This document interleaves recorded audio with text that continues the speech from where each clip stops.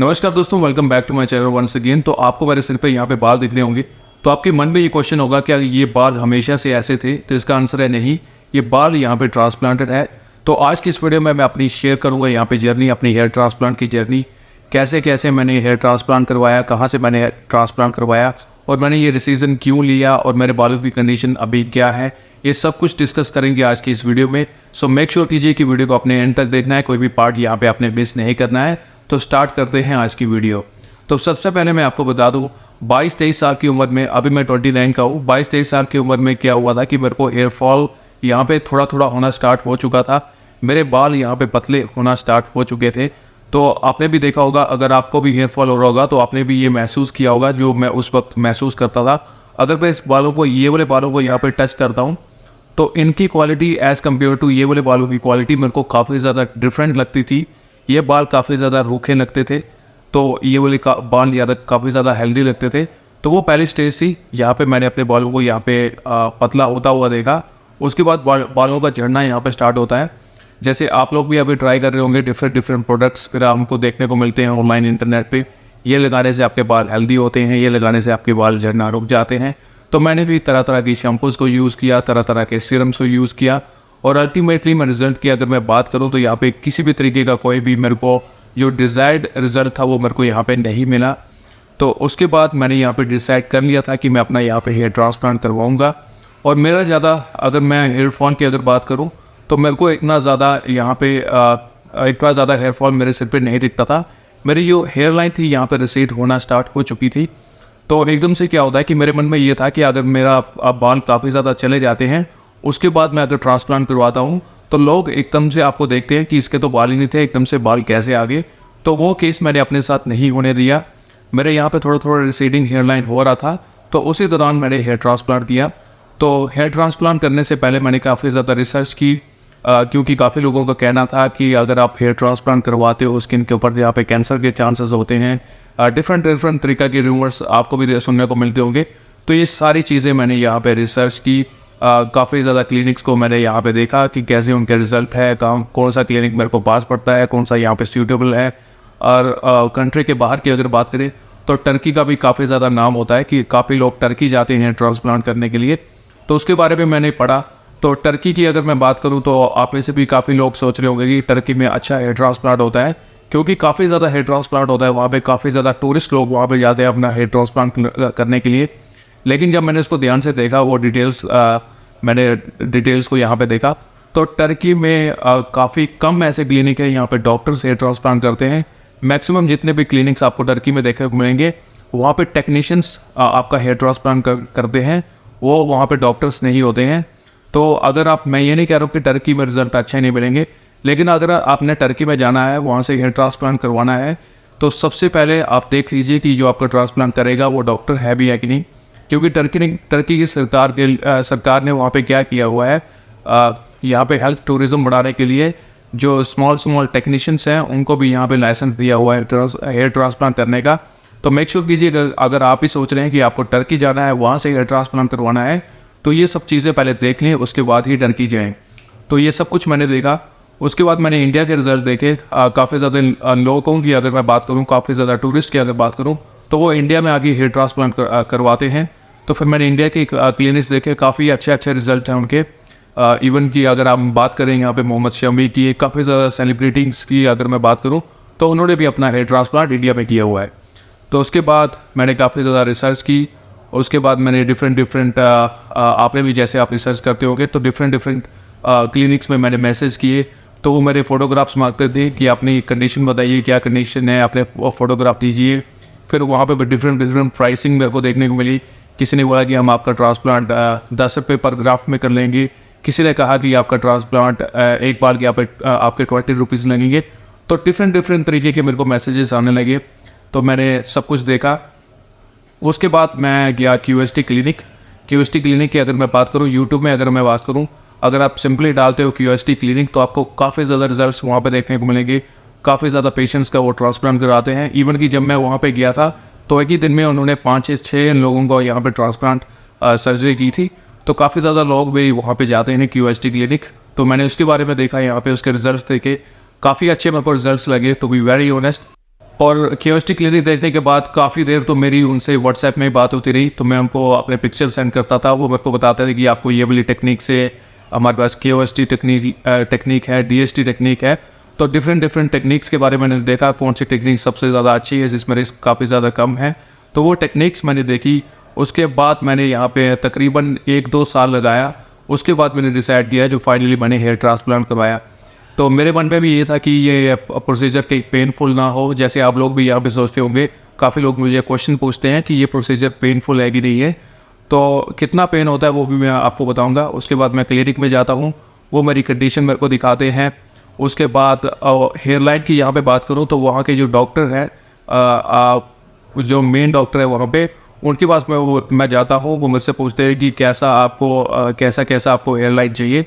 तो मैं अकॉर्डिंगली यहाँ पे बताता हूँ कि मेरे को ऐसा हेयर लाइन चाहिए। तो हेयर लाइन का जो प्रोसीजर था, जो हेयर लाइन मेरी बनाई गई है वो डॉक्टर के द्वारा बनाई गई है। उसके बाद वो मेरी हेयर लाइन बनाते हैं। उसके बाद मैं चले जाता हूँ सीधा ऑपरेशन थिएटर में। वहाँ पे डॉक्टर्स भी होते हैं, टेक्नीशियन भी होते हैं, क्योंकि काफ़ी लोगों को यहाँ पे यही क्वेश्चन होता है कि जो ट्रांसप्लांट जो प्रोसीजर होता है पूरा, वो डॉक्टर करते हैं कि टेक्नीशियन करते हैं। तो मैं यहाँ पे आपको सीधा बता देता हूँ, ये आपका डॉक्टर्स आपका ऑपरेशन नहीं करते हैं, क्योंकि डॉक्टर्स के बाद इतना टाइम नहीं होता है। वहाँ पर doctors as well as technicians भी होते हैं जो आपका ट्रांसप्लांट आपकी सर्जरी करते हैं, क्योंकि आप वहाँ पर किसी की डिग्री चेक नहीं करने वाले हो। इवन कि अगर वो बता भी दें कि हम डॉक्टर हैं तो ऐसा कुछ भी नहीं होता है। टेक्नीशियंस होते हैं, डॉक्टर्स के बाद इतना टाइम नहीं होता है। हाँ, हो सकता है कि अगर आपने पर ग्राफ्ट का यहाँ पे 150 रुपये 200 रुपये पे किया है तो उस केस में, स्पेशल केस में आपका डॉक्टर भी आपका हेयर ट्रांसप्लांट कर सकते हैं। लेकिन मोस्टली क्लिनिक्स में क्या होता है कि आपका जो ट्रांसप्लांट सर्जरी होती है वो टेक्नीशियंस के द्वारा की जाती हैं under the surveillance of doctors. तो ऐसा नहीं है कि डॉक्टर खुद ही आपके यहाँ पे हेयर ट्रांसप्लांट करते हैं। तो उसके बाद मेरा यहाँ पे प्रोसीजर स्टार्ट हुआ। मेरे को एनेस्थीसिया दिया गया। वो एक लोकल एनेस्थीसिया होता है जिसके दौरान यहाँ पे थोड़ी सी पेन होती है। तो यहाँ पे आपका ट्रांसप्लांट होता है, उस एरिया में वो एनेस्थीसिया दिया जाता है। उस दौरान आपको हल्की सी पेन होती है। उसके बाद जितना भी आपका प्रोसीजर होता है वो पेनलेस होता है। हाँ, लेकिन आपके यहाँ से जो आपका डोनर एरिया है, यहाँ से आपके ग्राफ्ट निकाले जाते हैं, वहाँ पे आपको थोड़ा सा जलन सी महसूस होगी ड्यूरिंग द सर्जरी, जो मेरे को हुई थी। वहाँ पे मेरे को जलन सी थोड़ी सेंसेशन हो रही थी कि कुछ जल रहा है, ऐसा सा कुछ सेंसेशन हो रही थी। तो पूरा प्रोसीजर की अगर मैं बात करूँ, यहाँ पे 2500 मेरे ग्राफ्ट लगे। तो पूरा प्रोसीजर मेरा 7 घंटे के आसपास चला। उसके बाद मैंने वहाँ पे रुक लिया था। मैंने डिसाइड किया वहाँ पे 5 दिन रहने का। तो मैं हरिद्वार में 5 दिन रहा। तो पास ही में एक होटल था, वहाँ पे रहा हूँ, क्योंकि 5 दिन के बाद फर्स्ट हेयर वॉश होता है। तो मैं किसी भी तरीके का यहाँ पर रिस्क नहीं लेना चाहता था। तो 5 दिन मैं होटल में रहा। उसके बाद उन्होंने सलाइन वाटर दिया गया था। तो मैंने सलाइन वाटर से अपने ट्रांसप्लांटेड जो मेरे हेयर्स थे वहाँ पे आपको कंटिन्यूसली वहाँ पे स्प्रे करना पड़ता है 4-4 घंटे के बाद, ताकि किसी तरीके का कोई इन्फेक्शन ना हो। तो सलाइन वाटर को मैं स्प्रे करता गया। होटल में मैं रहा और मेरे को 5 दिन के उन्होंने पेन किलर्स आपको दी जाती है, वो आपको ज़रूर लेनी है। अगर आप वो नहीं लेते हो तो आपको दर्द ज़्यादा हो सकती है। तो वो पेन किलर्स मैं लेता रहा। और दूसरे तीसरे दिन के बाद मेरे को हल्की सी स्वेलिंग अपने फेस में देखने को मिली। और अगर आपको ट्रांसप्लांट के बाद आपने क्या कोशिश करनी है कि आपको यहाँ पे सीधा ऐसे सोना है, आपको इस साइड होके नहीं सोना है। अगर आप इस साइड को सोते हो तो आपकी सारी स्वेलिंग इस साइड चली जाएगी। तो आपका ये वाला पार्ट इतना यहाँ पे आपको स्वेलिंग देखने को मिलेगी। तो आप कोशिश कीजिए कि आपको यहाँ पे सीधा सोना है। और सीधा सोने के लिए आप डाइपर्स, जो बिग डाइपर्स होते हैं, वो रख सकते हो पीछे, क्योंकि डाइपर का क्या होता है, डाइपर्स काफ़ी ज़्यादा हाइजीनिक माने जाते हैं। जो आपका डोनर एरिया होता है वहाँ पे भी इन्फेक्शन के चांसेस होते हैं। सो मेक श्योर कीजिए कि अगर डाइपर रखा हुआ है उसके ऊपर अगर आप सो रहे हो तो इन्फेक्शन के चांसेस काफ़ी ज़्यादा कम हो जाते हैं। और वो गर्मियों का टाइम था, काफ़ी ज़्यादा पसीना भी आता था, तो उसकी वजह से मैं यहाँ पे डाइपर्स को यूज़ करता था। उसके ऊपर यहाँ पे 5 दिन सोता था। और डोनर एरिया की अगर मैं बात करूँ वो 5 से 6 दिन में यहाँ पे हील हो जाता है। लेकिन फ्रंट की अगर मैं बात करूँ तो इसमें सलाइन वाटर को अपने 5 दिन लगातार अपने स्प्रे करना है। उसके बाद जो फर्स्ट मेरा हेड वॉश था मैंने यहाँ पे क्लिनिक में करवाया, उनके द्वारा करवाया, क्योंकि यहाँ पे मेरे को डोनर एरिया को उन्होंने कवर भी करके रखा हुआ था। तो वो भी उनसे निकाला मैंने। तो फर्स्ट जो आपका हेयर वॉश होता है वो काफ़ी ज़्यादा आपको टेक्निक से आपको करना पड़ता है। तो मैंने उन्हीं से करवाया, ना कि मैंने खुद किया। तो उसमें बेसिकली क्या होता है कि जो आपका बेबी शैम्पू होता है उसकी झाग को आपको अप्लाई करना होता है। उसके बाद उसको ऐसे हल्का रब करके आपको वॉश करना पड़ता है। उसकी फुल वीडियो मैंने ऑलरेडी बनाई हुई है, वो आप देखिए रील्स में आप चेक कर सकते हो। तो ऐसे मेरा पूरा हेयर ट्रांसप्लांट की अगर मैं बात करूँ तो वो मेरा सक्सेसफुल हो गया। उसके बाद 5 दिन के बाद मैं फाइनली अपने घर जम्मू एंड कश्मीर में आ जाता हूँ। उसके बाद वो मेरे को डिफरेंट तरीके की यहाँ पे अगर हेयर वॉश की अगर मैं बात करूँ तो हर दिन आपको हेयर वॉश करना होता है। तो उसके लिए आपको बेबी शैम्पू का यूज़ करना होता है, मिनरल वाटर का यहाँ पे यूज़ करना होता है। तो कुछ इस तरीके के टिप्स आपको डॉक्टर देंगे, वो आपको फॉलो करने हैं स्ट्रिक्टली। उसके बाद 1 महीना 2 महीने के बाद 1 महीने के बाद कुछ with in like few days like 10 days मेरे को छोटे छोटे बाल यहाँ पे देखने को मिले, अपनी हेयर लाइन देखने को मिली।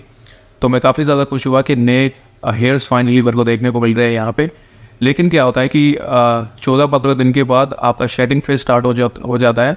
तो आपके जितने भी ट्रांसप्लांटेड हेयर्स थे वो गिर जाते हैं। तो एकदम से आप पैनिक हो जाते हो। तो मेरे को भी ये लग रहा था कि मैंने वॉश के दौरान भी कुछ गलती तो नहीं कर दी, कि मेरे काफ़ी ज़्यादा बाल झड़ चुके थे।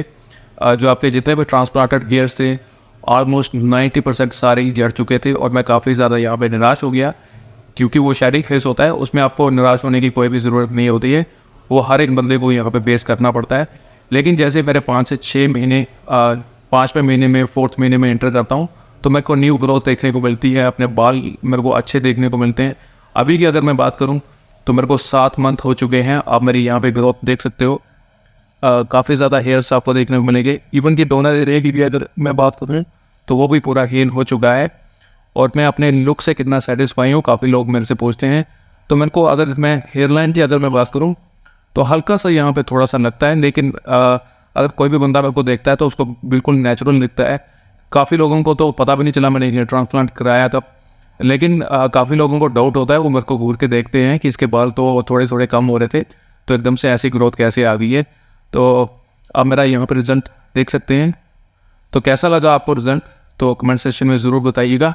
और बाकी हेयर फॉल से रिलेटेड मैं वीडियोस यहाँ पे बनाता रहता हूँ, हेयर ट्रांसप्लांट से रिलेटेड मैं यहाँ पे वीडियोस बनाता रहता हूँ। और हेयर से रिलेटेड काफ़ी ज़्यादा कंटेंट आपको इस चैनल पे देखने को मिलेगा। मेक श्योर कीजिए कि अगर आपने मेरे को सब्सक्राइब नहीं किया तो आप सब्सक्राइब कर सकते हो। मेरे जितने भी इंस्टाग्राम हैंडल डिफरेंट तरीके के ये सोशल मीडिया अकाउंट है वो भी आपको डिस्क्रिप्शन में मिल जाएंगे। वहाँ पे जाके अगर आपने कोई भी पर्सनल क्वेश्चन मेरे को पूछना है वो आप जाके पूछ सकते हो। मैं सभी लोगों का यहाँ पे आंसर देता हूँ। तो कैसे लगी आपको मेरी hair transplant journey, comment section में ज़रूर बताइएगा। और अगर आपका भी कोई डाउट है तो आप कमेंट सेक्शन में ज़रूर लिख सकते हो। मैं यहाँ पे कोशिश करता हूँ जितने भी आपके कमेंट्स होते हैं उसको पढ़ता हूँ, उसके बाद ही यहाँ पे नेक्स्ट वीडियो को यहाँ पे अपलोड करता हूँ। तो आज की वीडियो में बस इतना ही, मिलूंगा आपसे नेक्स्ट वीडियो में। Till then guys, take care.